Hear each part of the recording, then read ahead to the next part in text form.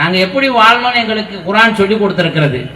நரேந்திர மோடி வந்தால் எப்படி வாழணும், யோகி வந்தால் எப்படி வாழணும், பிரவுன் இருந்தால் எப்படி வாழணும், நம்ரூத் இருந்தால் எப்படி வாழணும், அபுஜஹல் ஆண்டால் எப்படி வாழ வேண்டும், திமுக ஆண்டால் எப்படி வாழ வேண்டும், அதிமுக ஆண்டால் எப்படி வாழ வேண்டும், சூரியனே வராத பிரதேசத்தில் முஸ்லீம் வாழ்ந்தால் அவன் எப்படி நோன்பு வைக்க வேண்டும், எப்படி தொழுவ வேணும், எல்லாத்தையும் நாங்க ஒண்ணு இல்லாத எல்லாம் அல் குர்ஆன் சொல்லி தந்திருக்கிறது. நீங்கள் இந்த சட்டத்தை கொண்டு வந்தால் நாங்கள் எப்படி வாழணுமோ அப்படி வாழ்வோம். நீங்க தான் இருக்க மாட்டீங்க. ஏன்னா ஒட்டுமொத்த பழங்குடி மக்கள் உங்களை காலி பண்ணிடுவாங்க. எப்படி இன்றைக்கு மணிப்பூர் பட்டி எறிகிறதோ இந்தியா முழுவதும் பட்டி எறியும். நான் கேட்கிறேன், முதல்ல இருக்கிற வழக்க முடிக்கிறதுக்கு வக்கு இல்லை. 3 கோடி வழக்கு நிக்குது. குடும்பவியல் வழக்குகள் கோடிக்கணக்கான வழக்கு இருக்கிறது. அந்த வழக்கெல்லாம் முடிச்சுட்டு எங்களுக்கு வேலை இல்லை, வாங்க முஸ்லிம் பெண்கள்லாம் வாங்க, உங்களுக்கு யார் தலாக் சொல்றது, வாங்க உடனே நாங்க முடிச்சு கொடுத்துறோம். குறைஞ்சபட்சம் ஒரு வாக்குறுதியை கொடுங்க. என்னுடைய சகோதரி வறுமை மீறி எவனாவது 3 முறை தலாக் சொன்னா இஸ்லாத்திலே இல்ல. அப்படி செய்தால் 6 மாதத்திலே நாங்கள் வழக்கை முடிப்போம் என்று உச்ச நீதிமன்றம் முதல் உயர் நீதிமன்றம் வரை, அதாவது மாவட்ட நீதிமன்றம் வரை ஒரே ஒரு நீதிபதி சொல்லிட்டோம், 6 மாசத்துல நாங்க வழக்க முடிச்சிரோம் சொல்லிட்டு நாங்க இதை ஏத்துக்கிறோம். எதையுமே செய்வதற்கு வக்கட்டவர்களாக நீங்கள் இருக்கிற காரணத்தினால எங்களை சீட்டி பாக்குறீங்க.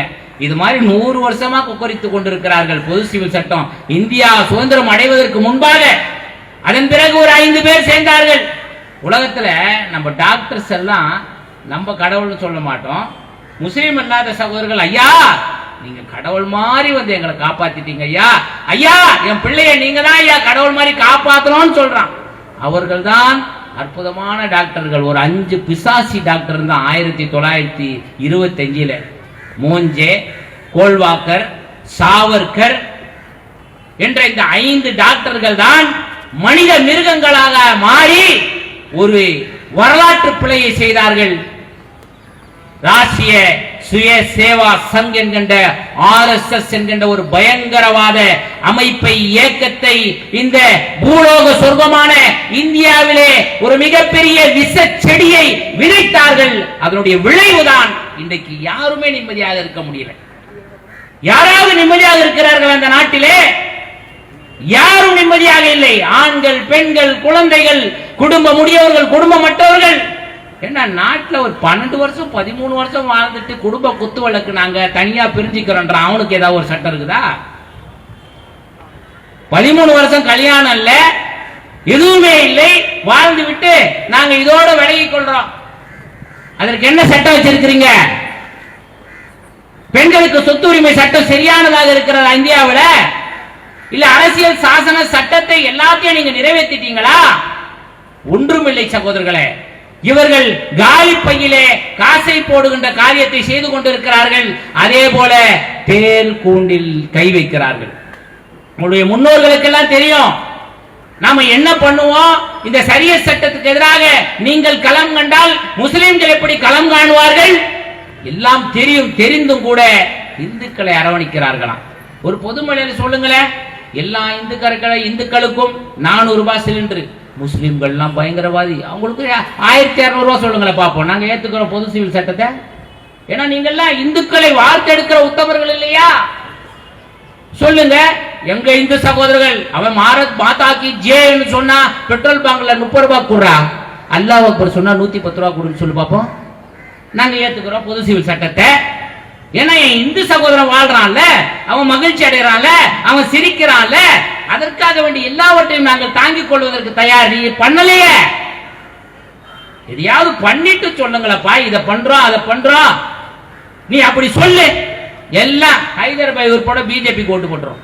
போ ஒழிஞ்சு போ, எல்லாத்தையும் ஓட்டு உங்களுக்கே போட்டுரும். போ, எதையாவது செய்யுங்க. எதையாவது ஒரு கர்மாந்தரத்தை எடுங்களேன். ஒண்ணுமே இல்லையே. அவன் இன்னும் கீழே சென்று கொண்டிருக்கிறாங்க. இந்த வீடெல்லாம் யார் வீடு? பாய்மார்ங்க வீடா? வாங்க மோடிஜி வாங்க, உடனே இந்த அபார்ட்மெண்ட் எங்க கட்டி கொடுத்துறேன்னு சொல்லுங்க. பொது சிவில் சட்டத்தை ஏத்துக்கிறோம். என் சகோதரன் எல்லாம் ரோட்லயே ஆண்டாண்டு காலமாக இங்கேயே பிறக்கிறான், இங்கேயே வாழுகிறான், இங்கேயே வர்ணிக்கிறான், இங்கிருந்து சுடுகாட்டுக்கு போகிறான். சுடுகாட்டுல போனா இந்த வழி வரக்கூடாதுங்கிறான. இதை விட வெட்கக்கேடு நாட்டில் ஏதாவது இருக்குதா? சுடுகாட்டுக்கு இந்த வழியிலே வரக்கூடாது என்று சொல்கிறானே. இது பொது சுடுகாட்டிலே யார் வேணாலும், பிராமணன் ஆனாலும் எந்த தலித் ஆனாலும் ஒரே மண்ணிலே புதைக்க முடியும் என்று ஒரு ஆர்டர் போடு. உடனே நாங்க பொது சிவில் சட்டம் ஏத்துக்கிறோம். எங்களுக்கு என்ன பிரச்சனைங்கிற நானு பொது சிவில் சட்டத்தில் எங்களுக்கு எந்த பிரச்சனையும் இல்ல, எதுவும் நடக்க போறது இல்ல, நீங்க எதுவும் சாதிக்க போறது இல்ல, நாங்க அஞ்சி நடங்க வேண்டிய அவசியமும் எங்களுக்கு இல்ல. வருங்கால இந்துக்களுடைய வாழ்க்கை கேள்விக்குறியாகும். இந்த நாடு மிகச்சிறந்த அற்புதமான நாடு. பாலைவனத்தை சோலைவனமாக்குறான். நம்ம தான் போய் அங்க வாழ்ந்துட்டு இருக்கிறான். சவுதி அரேபியானா நம்ம உழைப்புல அவன் சோலைவனம் ஆக்கிட்டான். இந்த நாட்டுல மிகப்பெரிய சோலைவனம். காஷ்மீருக்கு போய் பாருங்க. காஷ்மீருக்கு போய் பார்த்தா அற்புதமான மக்கள். அங்க உட்காந்துருக்க கலைஞர் டிவில போடுறாங்க சார், மிகப்பெரிய பதட்டம், வெடிகுண்டு வெடிப்பு. அந்த ரூம்ல தான் நான் அங்க இருக்கிறேன், ஷீக் சாப்பிட்டுக்கிட்டு. அங்கேயே இருக்கிறோம், பயங்கரமான குண்டு வெடிப்பாமா. அன்பு சகோதரர்களை, யாருக்காவது நல்லது நடக்குது என்றால் இந்த முஸ்லிம்கள் தியாகம் செய்வதற்கு தயாராக இருக்கிறோம். நாங்க கொடுக்காத காசா? நாங்க கொடுக்காத இழப்புகளா? நாங்கள் கொடுக்காத உயிரா? ஓ, அங்கே போய் செங்கோட்டையில பேசுகிறாரே ஒவ்வொரு வருஷமும் யாரு? நீங்க என்ன செய்யணும்? பாரத் மாதா கி ஜியே. இந்த செங்கோட்டையில நான் பேச மாட்டேன், ஒரு முஸ்லீம் கட்டினது எல்லாத்தையும் எடுல அண்டர் கிரவுண்ட்ல தான் பேசணும். நீங்க நாட்டுல இடமே இல்ல. எல்லா முஸ்லீம்கள், கிறிஸ்தவர்கள், இந்துக்கள் எல்லாம் கட்டுது, எல்லாம் இன்பமா வாழ்றதுக்கு நம்மளுக்கு கட்டி விட்டுருக்கான் நம்முடைய முன்னோர்கள். அதை மிக அழகான முறையில அனுபவித்து விட்டு நம்முடைய வருங்கால சந்ததிகளுக்கு, நானும் முன்சாமியும் அண்ணனும் தம்பியா வாழணும், அப்துல் காதரும் ஜோசப்பும் நல்லா வாழணும்ப்பா, அதே மாதிரி இந்த நாட்டை நல்லா நடத்துங்கப்பான்னு சொல்லிட்டு போனா நீ நாட்டினுடைய பிரஜை. இப்ப பாருங்க, பாகிஸ்தான்ல இருந்து ஒரு பொம்பளை பப்புஜியில வந்துட்டாலாம். அந்த பப்புஜி ஏதோ வாழ்றாங்கல்ல, அங்கிருந்து புருஷனை விட்டு 3 பிள்ளைய விட்டுட்டு இவங்களுடைய அந்த கண்காணிப்பு கேமரா பாருங்க, நேபாளம் வழியாக வந்தார். எப்படா வந்தாரு? நீங்க என்ன பண்றீங்க? வந்துட்டு அவங்க வீட்டுக்காரங்க விவாகரத்து பண்ணவே இல்லை. பொது சிவில் சட்டத்துக்கு பண்றாரு இவரு. விவாகரத்து பண்ணவே இல்லை. அந்த அம்மாவை கல்யாணம் பண்ணி கொடுத்துட்டாங்க, பொட்டு வச்சுட்டாங்க, கல்யாணம் பண்ணி கொடுத்துட்டாங்க. இது என்ன ஜிஹாது? லவ் ஜிஹாத். கேரளா ஸ்டோரியை நான் வரவேற்கிறேன். ठंडा मार रहा है सुप्रीम कोर्ट. देखो, सबसे की शरीयत சட்டம் लाने का है. இந்த சரியத் சட்டம் வந்துருச்சுன்னா முதல்ல எங்க அக்கா பிரதமருடைய மனைவிக்கு ஒரு நீதியை வாங்கி கொடுங்கப்பா. இதையாவது ஒண்ணு பண்ணுங்க. இவருக்கே எந்த சட்டத்தை வச்சு அந்த அம்மாவுக்கு நீதி வாங்கி தரணும்னு தெரியல. இவரு ஜீவனாம்சம் தராரா? அண்ணாமலை சார் காட்டுவாரா? இப்போ ஏதாவது பில்லு ஜீவனாம்சம் தராரு? விவாகரத்து பண்ணிட்டாரா? விவாகரத்து பண்ண பேப்பரை காட்டுவாரா? ஒன்றும் இல்லை. அன்பு சகோதரர்களே, நம்மை பைத்தியக்காரர்களாக ஆக்குகிறார்கள். ஆக இவர்களுக்கெல்லாம் ஒரு பொருட்டே கிடையாது. இருந்தாலும் நாம் ஏன் இன்றைக்கு ஒன்று கூடுகிறோம் என்று சொன்னால், இது நம்முடைய நாடு, நம்முடைய மண், நம்முடைய கலாச்சாரம், நம்முடைய அரசியல் சாசன சட்டம். அதை அவர்கள் பாதுகாக்க மாட்டார்கள், நாம் தான் பாதுகாக்க வேண்டும். அந்த பாதுகாப்புக்கான ஒரு முன்னேற்பாடு தான் இந்த கூட்டமே தவிர, தொடர்ந்து நாம் களம் காணுவோம். தெருமுனை பிரச்சாரங்களிலே உங்களை நாராக கிழிப்போம் இன்ஷா அல்லாஹ். அண்ணனுடைய கட்டளைக்கு தான் நாங்கள் காத்து கொண்டிருக்கிறோம். வருங்காலத்திலே மோடியா, அமித்ஷாவா, அண்ணாமலை அண்ணனா, அப்துல் காதரா, ஹைதர் சாப்பான்னு பார்த்துருவோம் இன்ஷா அல்லாஹ்.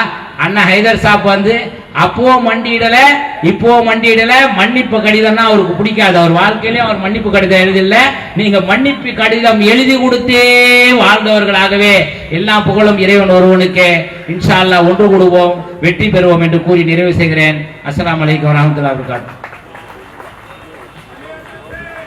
நன்றி தாங்கள் காதல் அவர்களே. அடுத்ததாக